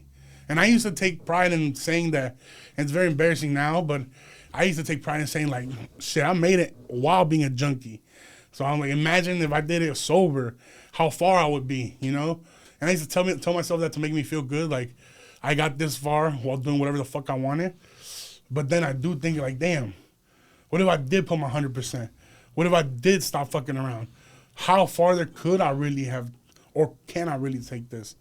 So it's just like a matter of time of me locking in, still staying true to myself, still being myself, but just putting more effort and more work into this shit, Trying, like, right now, just to leave my house to come do this podcast again, like, any other day, doesn't matter how many views you get, 1 million, it don't matter. Like, if I ain't feel like getting up, or if I got too fucked up the night before and I haven't slept, sorry, bro, I'm not feeling good. Appreciate the opportunity. Hope we can reschedule. And then never talk to you again. And I've burned plenty of bridges like that, you know what I'm saying? Throwing opportunities away just because of the lifestyle. And right now, even though I do feel not the best in health right now, I'm pushing myself because I'm like, I got to do it. I got to be out there. And I got to push myself to not be a bum. And again, having my girl back home is just like, well, am I just going to be laid up all day? Like, no, we got to work, we got to strive for better, for greatness and shit. And I just announced my tour. Sorry for the wait tour. We just announced the first, 30 cities. We're going to do, over 100 cities throughout the year. But we just announced the first 30. And just looking at the calendar now, I was like, fuck. Like, you need to be healthy to travel that much. You know what I'm saying? I did, probably about when I started feeling like this was about, 2 weeks ago. I did 6 cities in 6 days. I did Nashville, Huntsville. So Nashville, Tennessee, Huntsville, Alabama, Colorado Springs, Colorado, Denver, Colorado, Albuquerque, and El Paso. Flights every morning, hungover every morning, and we're just doing it. So it's just it's cool because damn, 6 different cities, 6 different checks, 6 different views, like 6 different cities is insane in 6 days, and then come back home. It was amazing, but it's it took a toll. I'm still recovering from that, So it's next year I'm gonna have 100 cities, and I'm gonna burn out by the 5th one. Can't do that, you feel me? So I'm using it as motivation too. You gotta be healthy, man. You have to be healthy. Man. I mean, it all starts with your health. Yeah. Without that, shit, it's gonna be tough. Yeah. Especially you're on the up and up, bro. You're about to, Mm-hmm. So it's without being healthy, without taking care of yourself first, it's gonna make things really difficult. Yeah, of course. And people have this misconception that money, fame, all that shit is gonna make you feel better. No, dog. I personally, I'm telling you from experience, you have to be 100% good with yourself in order for that, to bring some type of happiness and shit. So yeah. Like I heard a guy, I think it was a comedian, and remember the submarine that blew up? He's like, I bet anything if they could have paid their way, you know how they were billionaires, if they could have paid their way to get out of that situation, they probably would have. Like if they would have given everything. Yeah, man. Like, yeah. It's just like the question, like they say, oh, well, would you take $10 million cash right now if you knew you weren't going to wake up tomorrow? People are like, fuck that, I'm good. So they're saying that your life is worth more than $10 million. Yeah. So it's like, well, then take care of it, stay healthy. So, yeah, again, and it's just like, I like to tell both sides. I like to let people know that I understand that I'm fucked up and that I want to make the change. I'm not glorifying the drug use. I'm not glorifying the lifestyle. It sounds fun on paper in rap music videos where they're like, oh, I popped the perky, got fucked up, I'm in the telly with some hoes. Yeah. All that shit, it sounds fun. But it's not, in the long run, it's not. I trust me. I'm close with some of the most successful comedians in the game right now. And they'll be the first ones to tell you, like, yeah, man, I fucked 2 model bitches at the same time. And now I'm eating dinner by myself, fucking lonely. You feel me? Like, so it's just like, man, nothing like finding peace within yourself. So I feel like I've been looking for that my whole life. So right now, I'm getting there. And I hope that maybe next time I come on this podcast, if you have me again, I can say, I can be healthier and be able to tell you, like, you know what, like, yeah, man, 2 weeks after that we did the podcast, I went sober and, or not even just sober, just slow down, just slow down. That's it. You know what changed my life? Going sober. Yeah. Yeah. It gave me a lot of clarity. Yeah. But I do everything cold turkey. I've been drinking. I grew up drinking. I grew up drinking since I was 12. I was 12. And I stopped completely at 34. So I spent, I mean, I'm not a mathematician, but that's, yeah. Like 12 And there was a lot of bullshit in between, dog. Yeah. So it's like, but I was functioning. I'm a hustler, bro. Yeah. But. That's the thing, though. Like, sometimes we mask it with the hustle. Yes. Like, I'm on tour, I'm doing shows, so it's like, yeah, I haven't slept in 4 days. Mm-hmm. Yeah, I blew $500 on cocaine. Yeah, I drank every single day in the week. But I also did my shows, and the people loved it, and we sold hella merch. Like, that's the hustle. That's why the hustle can also sometimes be dangerous. Yes. Because you mask everything else with the productivity. It's not always good if you're killing yourself with it. You feel me? There's got to be a balance in your health and your lifestyle as well as in your hustle. And I feel like a lot of times comedians or any other entrepreneur or art form, you get lost trying to make it. Mm-hmm. You don't realize you're also causing detrimental damage to yourself. Maybe not even physical, but just mental. Mm-hmm. You know what I'm saying? Are you a religious person? No, I'm not saying I don't believe in God, because when I was in the hospital, I for sure was praying. I'm not knowledgeable in religion. I don't consider myself any religion. Mm-hmm. I do believe in a higher power, though. And I mean, to even, like I said, I feel like I shouldn't even have made it this far. So the fact that I did, I feel like there's something or somebody, pushing me to this. I was 33 years old, and I walked into church after I was hung like the fuck over, like wild shit, right? And then I go into church and I say, all right, like, fix me. Like, I know all these blessings are coming. I know I'm going to make it. I know I got the hustle in me, etc. But I can't be happy or I can't accept those blessings if I'm not 100% with myself. Yeah. I said, so I'm going to need your help here. Like, help me. Just help me before you start giving me all these blessings. Just help me. That was going to be 7 years ago. Man. Man. I mean, like, whatever it is that helps you make that change, you know what I'm saying? I can't knock it, because sometimes we need that comfort, from being able to, because if you say, I'm the biggest there is in this world, this universe, then you have nobody to lean on, you know what I'm saying? Yeah. And whether you believe in a religion or not, it's always good to lean on something or somebody. You gotta believe in something. Yeah, for me, like I said, like I'm not too religious, so Yeah. I don't find comfort in you know, in I guess God, Mm-hmm. but just having my girl and being able to like just come from a show and like put my head on her shoulder, or hit my knees, like damn, like today didn't go as I planned, or my first tour stop of this new tour that I just started was in Covina. It was 6 sold out shows at the Laugh Factory in West Covina, downtown West Covina. Damn. And I got sick, bro. I'm talking about like 6. Like my temperature was extremely high.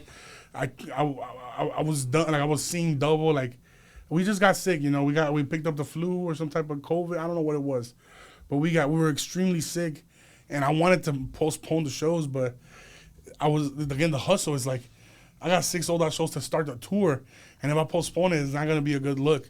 People for the rest of the tour are gonna be like, well, should I return my tickets? Are you gonna come here? Are you gonna cancel here too? Like, it's just a lot. So I went through and I did the shows. My girl, she stayed home because she was extremely sick as well. Bro, I swear, like I did the first show, 2 shows a night, and now we're on stage each show. I mean, I'm fucking running out of breath the first 10 minutes, so now I gotta fucking do an hour. So I was coming, like I'm telling you, bro, I was literally coming home.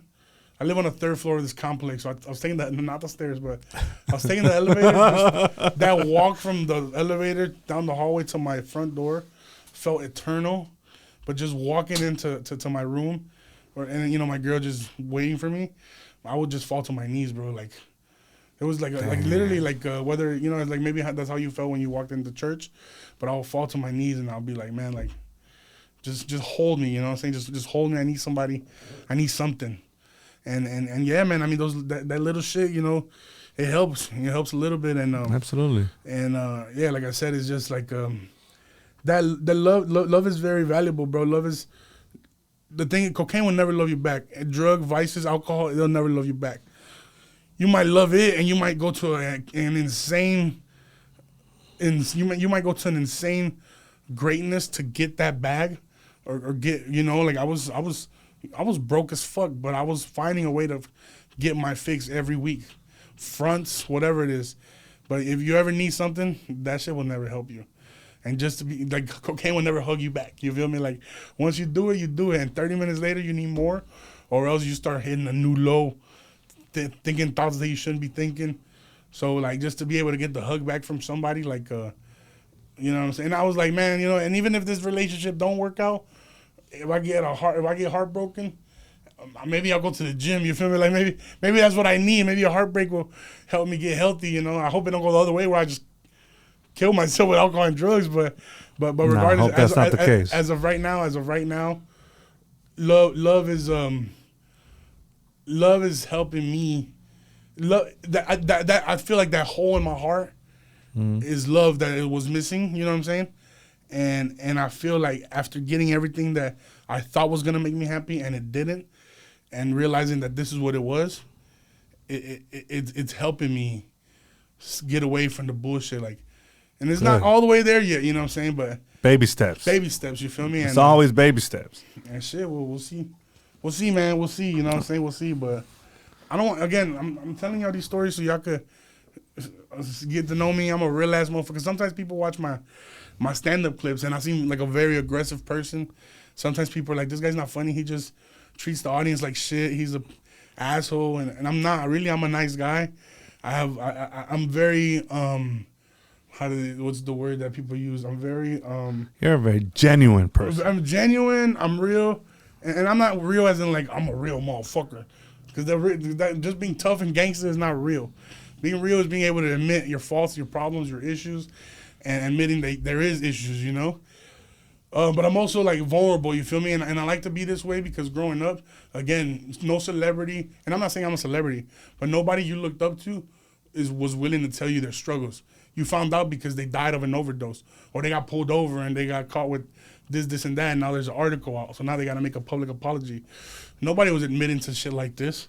So I want to admit to it so that way, because, again, a lot of the clips of mine that helped me get popping seemed to be drug glorifying, cocaine glorifying, partying, glorifying, but there's nothing to glorify, and I don't want to see any kids or anybody who looks up to me go that route because they say Ken's doing it, and Ken made it, or Ken's touring, or Ken's getting hoes, or Ken's getting money.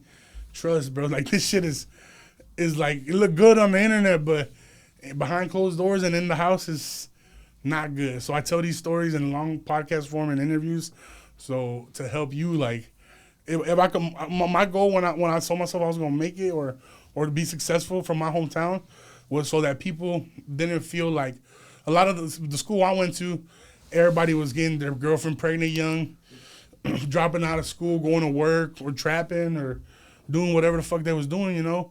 And it just never, that seemed to be the only outcome. Either you work at a factory, you do landscaping, you get a CDL, which these are all honorable jobs, and no disrespect if that's what you're doing. But nobody really was stepping out of their comfort zone and saying, follow your dreams. So I feel like a lot of people back home in Aurora look at me right now and they're like, damn, you can be from here and be in Hollywood. You can be from here. And also, like, I did a podcast with Bert Kreischer like 2 weeks ago. Like, I'm hanging out with legends, my idols, you know, other people's idols. And they're like, they hit me up like, bro, can you please tell them I said hi, I'm a big fan, whatever, you know. So it's like cool that I'm here, but I want to use that as an example to tell people, like, you can do it too, you know. Like, if you put your full force into it, believe in yourself, you can take it way farther than I ever took it. And at the same time, don't get distracted with the bullshit, because it's going to come you cannot do both. You cannot do both for a long time. One of them has to end, whether it's your career or your lifestyle or your life. So I'm trying to shake off the lifestyle, still trying to be genuine, still trying to be funny. Mm-hmm. You know, sometimes people, like the sober thing, being cold turkey sober, I've quit drinking and coke a few times cold turkey, but it all comes down back to that movie scene I'm telling you about, like Flight. I'll be sober, and then nobody's looking, and I find, like, you know what I'm saying, like a little something I had left over, and it just goes off the wagon, you know, and I go twice as hard. So maybe I need a better strategy, but I'm saying, like, whatever it is, you know, like, work towards it, and as long as you want it, man, you could do it. Respect. That's gay. How is... I didn't mean to make your podcast all sad and shit, bro. Nah, this is fucking real. I respect real. I like real. Cool. How much... Because this is a true story. This ain't fucking fake. This is real. Yeah. You know, this is your life. And I'm just, like, inspired in a sense, because you've been through a lot of things, and I think you're so talented. But I think once you make those changes, I'm going to be able to say, man, Ken, we were right here at the podcast, we talked, and now he has all these fucking shows on HBO, on this, on that. Yeah. But I think those changes are going to be made, because I mean, want to, you know? I want to, and I know they're coming. Yeah. Like, if I told you right now, I don't know when I'm going to quit, or I don't know if I need to. One day, if I was here saying one day, then that's how you know I was bullshitting. But I'm telling you, it's going to happen. Like, it could be today. You feel me? Today might be the day I don't drink no more alcohol. I can't say today will be the day I stop doing cocaine, because I did a bump this morning for breakfast. But tomorrow might be the day I never do cocaine again. Today might be the day I never drink alcohol again. You feel me? I don't know. I don't know. I don't know. It depends on how I feel my body is. You know what I'm saying? And maybe this health shit, how I feel right now, is just maybe a warning sign. Like God's probably like, you know, how many warnings how many hospital visits do you need before we have to pull the plug on you? You know, or you pull the plug on yourself because you literally don't listen. You know, and it's just like it just becomes a thing of like I never used to like getting told what to do. Mm-hmm. You know, so it's a thing of authority. But at the same time, I'm also maturing. I'm getting older. I'm 27 now. People say, oh, that's young. But I'm not 21 anymore, you know? I'm about to be 30. So there has to be a time where you grow up. Absolutely. And I feel like my matureness, my aging, my realization of life and real life problems is all hitting at the same time as this lifestyle or my life is changing. And I'm glad it kind of happened now, because right now I'm at a time where I'm realizing that people do this their whole life and never get to even the level I'm at now. So to be here, I already feel like overly blessed. So let me not fuck this up.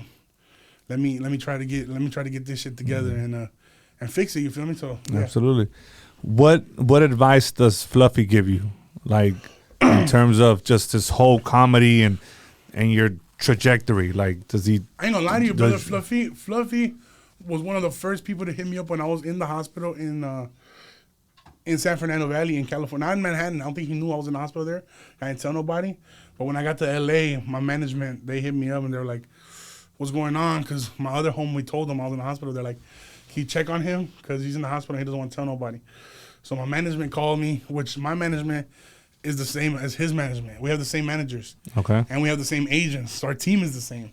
So we literally have his Hollywood team is my Hollywood team. You know what I'm saying?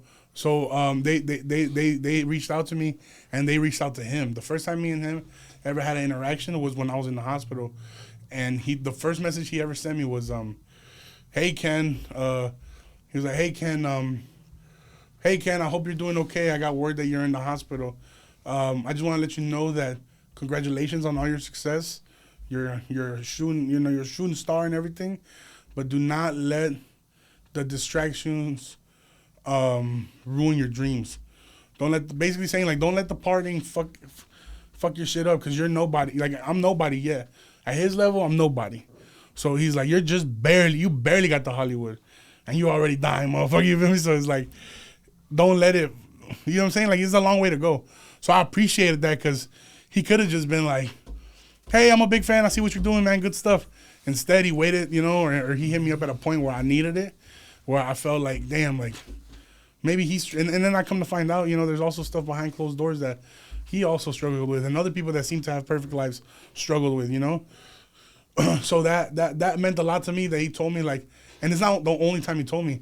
He's also told me when we traveled from LA to Chicago, he let me get on his private jet with him, and while we were sitting there, we had a conversation that, I would never forget, where it's just like he's telling me, like, like you got a long life ahead of you, but you just can't fuck it up this early. Like, you don't. He's like, this is not your jet. You feel me? Like, you gotta, like, this should be to motivate you.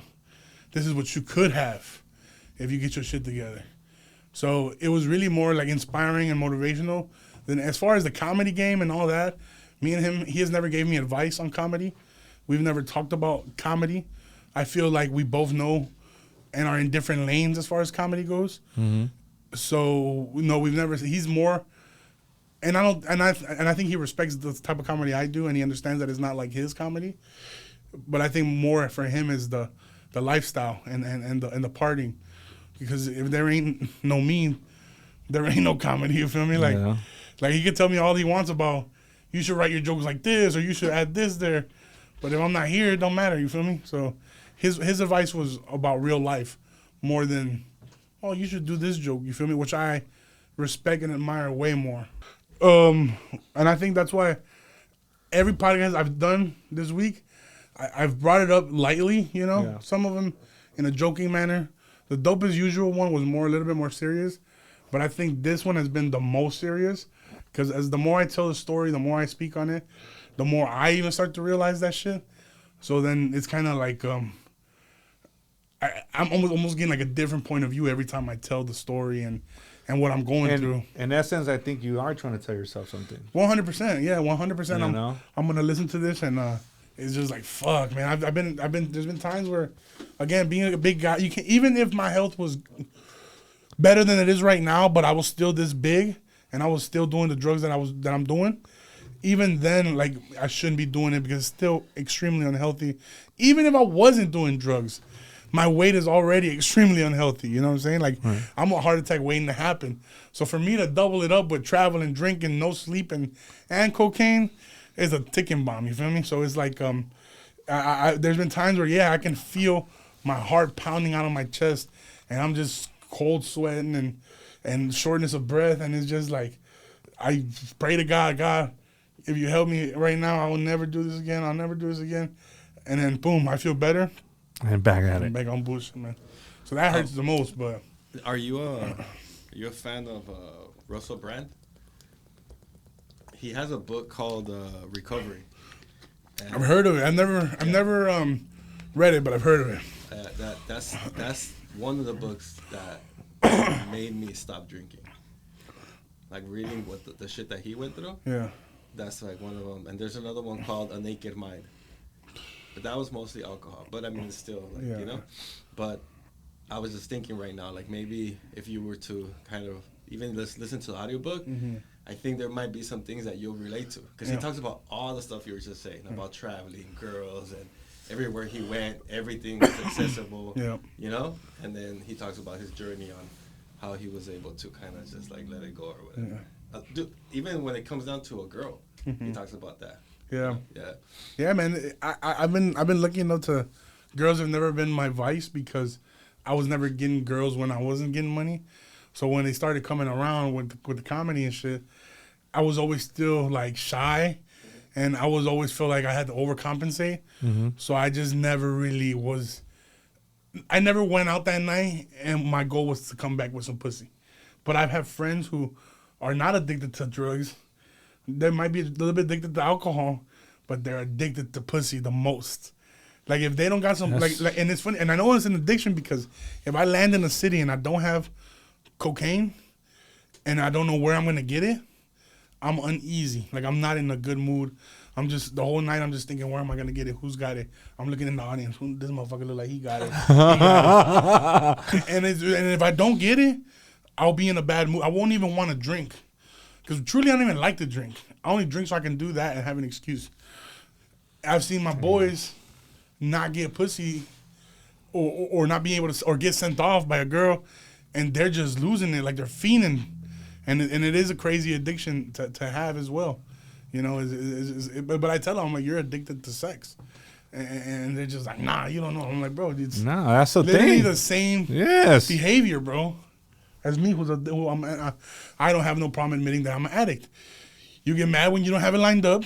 If it falls through, you get mad. You know, you'll cancel plans if it's not gonna happen. Like everything that I would do if I don't have coke, you do if you don't get pussy. And I'm glad that that's not one of the addictions that I deal with, because you know, like I said, I would hate anything to come in between me and my lady now. So one less thing I gotta worry about. That's. Yeah, it's a challenging situation and it's a hard road. But I think, like with the right adjustments, like baby steps. Yeah. Like don't think about it like when I stopped drinking, I was like, hey, I'm not gonna drink today. That's it, just today. I ain't gonna worry about the whole year. Yeah. So just today, I'm good today. Yeah, that's you're right. One day at a time. Yeah. Because that's what fucks it up for me, bro. Like right now, I told myself, all right, I'm not going to drink until February. Let me try to be sober January. But next week, I'm going to Austin because me and a group of friends and my girl, we're going to this concert. And my girl asked me, she's like, so you're not going to drink at the concert then? And I'm just like, damn. Yeah, I'm going to drink at the concert. So that means I can drink tonight because I'm going to fuck it up then anyway. And then I drink all week, you know what I'm saying? Like, it's a fucked up because you go in binges. You start justifying shit in your brain. Like, well, I'm gonna fuck it up that day, so fuck it. I'll drink till then. Yep. And then once that happens, then I'm good. And then you realize, and it's like, nah, dog. You know? Yeah. Really quickly, we have an episode. I forgot what number it is, but we have an episode with. Have you heard of Homeboy Industries? No. I can't tell you who it is, but the name rings a bell. I mean, we'll send you the episode, but we had a guest, the vice president, and he told us a story about one of the guys that was like a big cholo dude that had gotten out of jail. Long story short, the guy in charge of that place, he's been recovering a lot of people, getting them out of the gang life, whatever. He took the guy shopping, grown man, cholo, right? And one of the things that he had called him that night, and he told him like, he was asking him that why does he call him son all the time? Right, and the thing that he wasn't calling to see like, why are you calling me son? He was actually calling to see if he can call him father, right? Because he had never felt that, And the guy said like, we all grow up, like we're born into this life, and we all we have one job, to be a son when you're born into this life, right? And that guy didn't even know what that was like, which led to a life of fucking who knows what, right? So a lot of times it's like we're not aware of the traumas, Yeah. but the moment we do become aware, it clicks. Yep. You know? Yeah. That's kind of what it seems like that they're doing a great job, because when we went over there a couple of times and it's full of Hood as fuck. Yeah. Yeah. Yeah, But- man. Everybody's looking for, again, there's nothing like having a shoulder to lean on, bro. And, you know, and I mean, sometimes, and that might not even be sexual. It might not have to be a girl. It might just be a homie, like just fucking, like, damn, bro. Like, I have my homeboy, right now I'm no longer by myself because my girl moved in with me, but there'll be times where I'll be by myself and I'll have my homeboys visit me from Chicago, and I'll just be wanting to hug them, like, damn, bro, like, yeah, I'm doing it. Yeah, I'm out here. I'm living in LA, Hollywood, whatever. But fuck, man, do I miss home? Like, do I miss not having to hustle? God damn it, you know.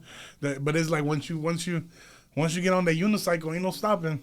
That shit gotta go, you know. And it's just like I came to the conclusion that I'm not gonna stop and I'm gonna keep going. But I'm glad that I was able to find the balance, you know, that void, you know, like you said, it clicks right away. Me and my girl, we haven't even been dating that long. Like, it's been, I don't want to get into the whole story because it's, you know, it's a lot, but it's not that long. But when you feel that whatever click, and it might be for her as well or not, but for me, it was just like, oh, I'm not letting go of this because this is what it was. This is what it was missing. So now it's like, all right, let me go from here. You know, let's try to build something with this. Yeah, and then also too, like, I'm sure, I mean, I don't know if you're aware of it, but the fact that you're talking about this so publicly, you don't know how many lives you're saving, like literally saving, you know? There might be some fans of yours that they're just like, damn, like, I needed to hear that or whatever, you know? And then that's kind of like the power. I mean, I think just from listening to you right now, that's probably going to be like one of the biggest things that's going to be part of your legacy, being open about it. And then now it's your job to kind of show the growth from it and like your Because I would want to have you here a year from now, Yeah, that would be amazing, you know, and I want to talk about the progress, hopefully. I want to talk about that, the actual change, and then Yeah, we so could why like not? put these episodes back to back. Like this was then and this is now. Yeah. That shit Yeah, would be 100%, dope. It would be 100%. powerful, bro. And also another thing that I do hear and speak on it publicly too, like there's people that just in the podcast run that I've done this week, and I'm sure when this comes out, it'll be even more because this episode's really vulnerable. They're gonna be like, yo, chill on that, like don't speak on that or be quiet. Like I've literally had people hit me up like, don't do that, you know, don't do it. But it's just like, I would be a fraud if I didn't, because again, you don't know whose life you're saving. The people that speak on shit like that, like, you don't realize it until they're gone. You know what I'm saying? Yeah. So it's just like I was lucky enough to live in a time where the people that weren't speaking on it passed away and they left a legacy behind, like Chris Farley, you know, like Ralphie May, and it's just like, man, I got the examples of people who couldn't fix themselves there, they're dead, and I got examples of people who did get their life together. You know, Fluffy stopped drinking so much, lost some weight. I mean, there's other bigger comics and that are fatter or unhealthy or not sober that sobered up and got their shit together, and now they're thriving or doing good, you know. So I'm lucky enough to have both blueprints, and I'm lucky enough to be conscious enough to realize that I have a problem and I have a decision to make. So I know what decision I want to make, you know. It's just like I'm just trying my best to make sure I stay on that path. And I'm almost, like I said before, I'm almost doing this, not even for y'all or for anybody else, but also just for myself too. Like, so I could go back and listen to it and be like, you can hear the pain in my voice, you can hear the fatigue in my voice, you can hear that I'm tired, I'm broken, you know, like I'm tired of fighting, and I want to like already be able to live a normal life and give in, and not have to worry about when the next sag's gonna come or who. Are we almost out? Should I hit the plug now so they could wait for us before we get home? You know what I'm saying? Like, other shit. I could use that time to focus on my craft, my art. And the same thing is like, I've also had, I've got siblings and I've got family members that have struggled with not necessarily the same thing, but similar. or drug use, and I haven't been able to tell them or lecture them, or I can't do anything because then I'd be a hypocrite myself. So now it's like, let me be public about this, and then be public about my change, and then people can see, like, well, lead by example is what I'm saying, you know? Mm-hmm. So then I could be like, no, look, I was fucked up, you're right, and I changed, and now I'm a year sober, or not even sober, but just healthier, you know?